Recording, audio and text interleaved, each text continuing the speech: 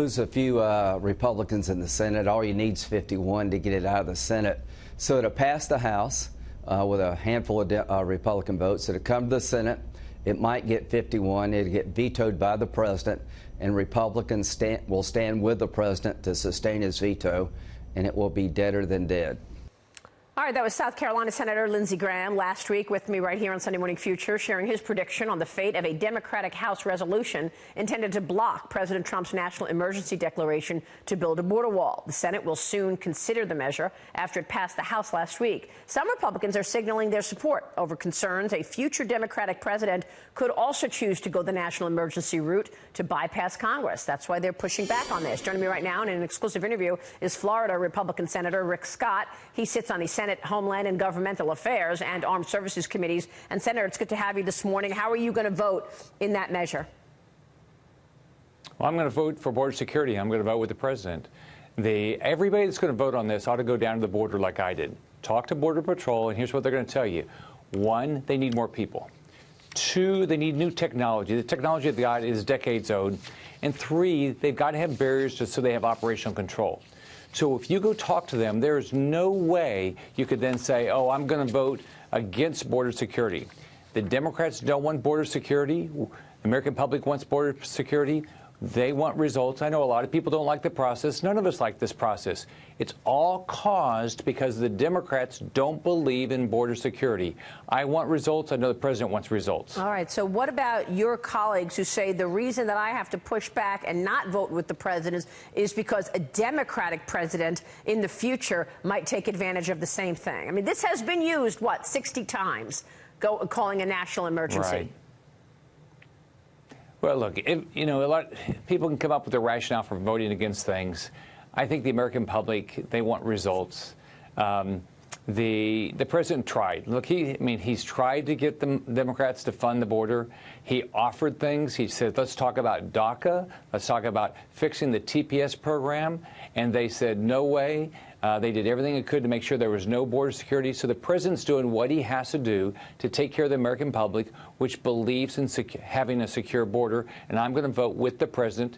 And I hope every Republican, and I hope the Democrats will take the time, go to the border. And once they do, they have one choice. Either vote for border security or go tell border security that you don't care about their safety, and you're telling Americans you don't care about their safety. It's a simple choice, in my opinion. Well, what about your colleagues on the Republican side that are going against the president? Why aren't your colleagues firmly behind this president then?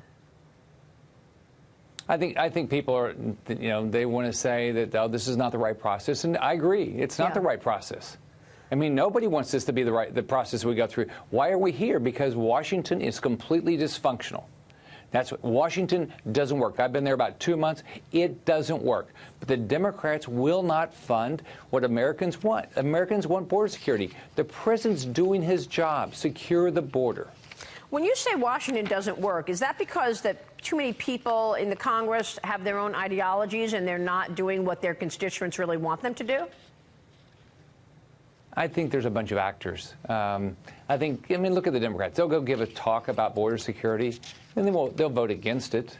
I mean, there's just a lot of actors up there. We've got to get people that, one, I believe in term limits, as an example. We've got to get new people up there that are just absolutely committed to getting something done.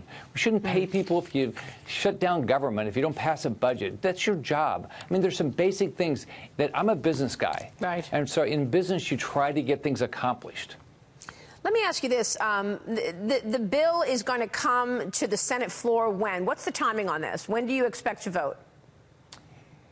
We're not sure exactly when we're going to vote on it. I think it's still another couple weeks at least. That's going to come. It's got to come. I think it's got to come to Armed Services first. Yeah. And then we have 15 days. So I think it's at least 2 more weeks. Meanwhile, the president just back from Hanoi with his meeting with Kim Jong-un. Your reaction to that? The president talks a lot about his relationship with Kim Jong-un, but we are yet to see any real movement in terms of denuclearization.